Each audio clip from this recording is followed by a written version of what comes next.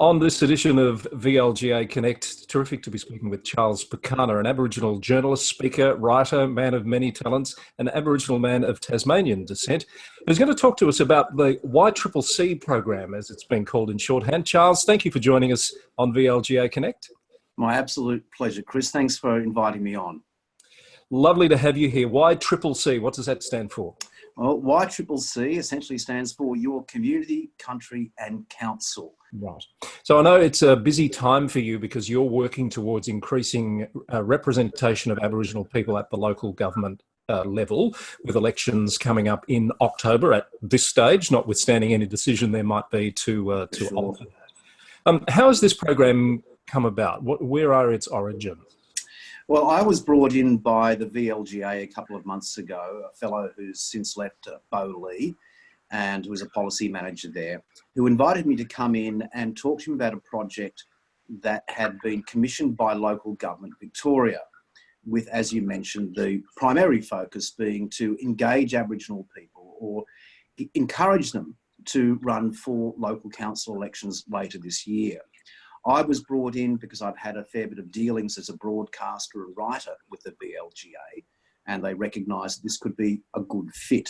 Hence the conversation started, the project commenced, and has evolved at least 3 times since the onset of the COVID-19 virus. Can you talk a bit more about that? When you say it's evolved at least 3 times, how have you seen that change necessarily due to COVID-19? Sure. The initial requirement, or the goals, we had a set of 3 goals. One was to develop a series of podcasts, about 2 or 3 podcasts. The next was to create a similar number of video casts or videos, about 5 to 7 minutes or 10 minutes, and then to conduct across Victoria 1 or 2 sets of one-to-many training sessions where we would be presenting on a number of key issues that would typically be holding a lot of our people back from running for local council, or at least being engaged with local council on a community level. So the changes have been, obviously, with the onset of COVID-19, everything has changed, as we know, the world. So when the numbers started coming down as to how many people could meet, we had to rethink, was it possible to continue doing the one-to-many around Victoria consultations? That stopped, so we then decided, okay, well, let's just do the videos and the audio. Now, to take a video crew with me out to, say, Shepparton or Echuca or anywhere like that now is not possible. I mean, we saw a recent story of a young woman who was on her L's and got fined simply for going for a drive, and quite justifiably too. The restrictions are in place. So as the project lead with my advisory committee, I have set up an advisory committee of very astute Aboriginal people who are helping me work through this. We've decided that the focus right now has to be very much along the lines of what you're doing with the VLGA. So some video casts using Zoom, and primarily though podcasts, because we see we can get a lot more bang for the buck there. They are much more easy to produce. It plays to my strength in broadcasting. I've been a broadcaster for many years with Aboriginal radio, 3KND, 3 Cool and Deadly, 15:03 AM for those people who'd like to tune in. Get the plug in there. Have to get the plug in. The station manager will be watching this at some stage. There's no doubt about that. So we thought we could get a lot more bang for the buck if we went along that path. But right now we're still in the final stages of doing a definite frame for the entire project. So we expect to see some videos done via Zoom, but primarily it'll be podcasts at this stage. At least the technology is to a point where it actually makes it easy to make that pivot, I guess, in this day and age.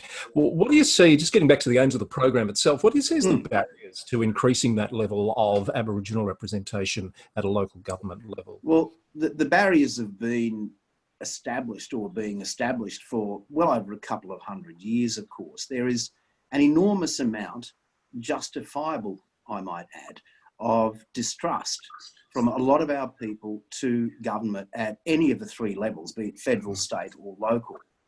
So whenever there's talk of engaging with local council or running for local council, a lot of people who are still experiencing a great degree of transgenerational trauma have an immediate distrust.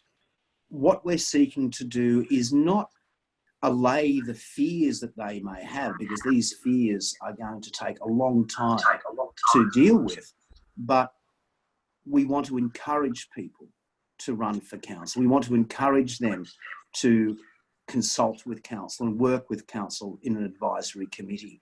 The main thing is trust. We have to somehow work with that, even though we won't allay it 100% in the course of this program. Do you have anything clear in your mind as to what would define success of the project? Any KPIs at this point that you're aiming for? Absolutely, and I'm really pleased to answer this question, because I am asked this question a lot in work that I do with local councils. I'm on the advisory committee, Aboriginal advisory committee, with a couple of councils, with Banyul Council and Darebin Council as well.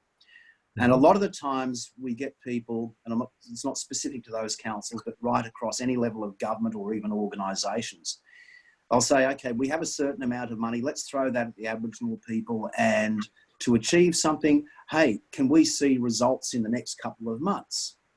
What everyone has to realise is that for over 230 years, there has been trauma upon trauma upon trauma.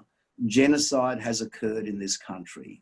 The actions that have been against our people in this country meet all 5 of the key definitions for genocide as laid out by the United Nations.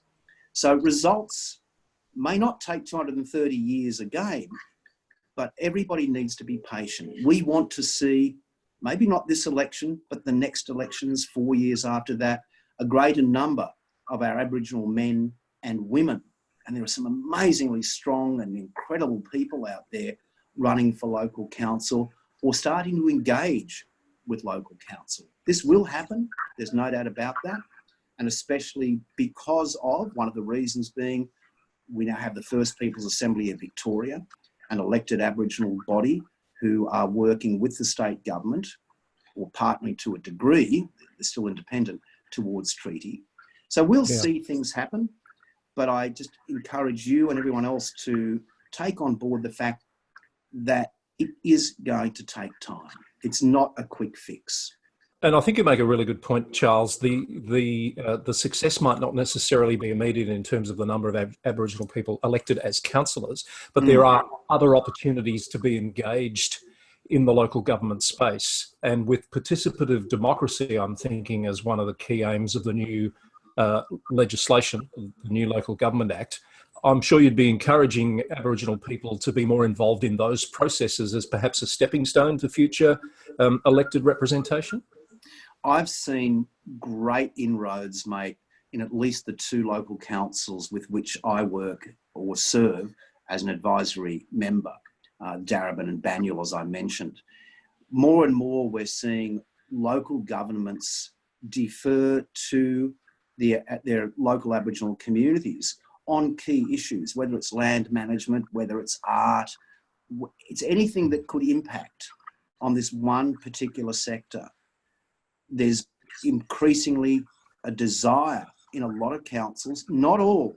We've still got a lot of councils who just don't care, and I won't mention those names, but more and more councils are starting to take on board they should be, by rights, consulting with the First Nations people. And I encourage all Aboriginal people to start working with local government. Most local governments are open to this, and there are opportunities for those local governments that do not have advisory committees to set them up. Terrific, Charles. And you make another very good point too. If there are still some councils that haven't actually thought about this space, another KPI would be to have all councils actually actively engaged in the issue. We can only hope on that one. Charles, it's been a pleasure to speak with you. Thank you for explaining that to us, and best of luck with the program as you pivot, as I've been saying a lot lately, in the way that you deliver it over the coming months. All the very best to you. Chris, I really appreciate it. Thank you very much indeed.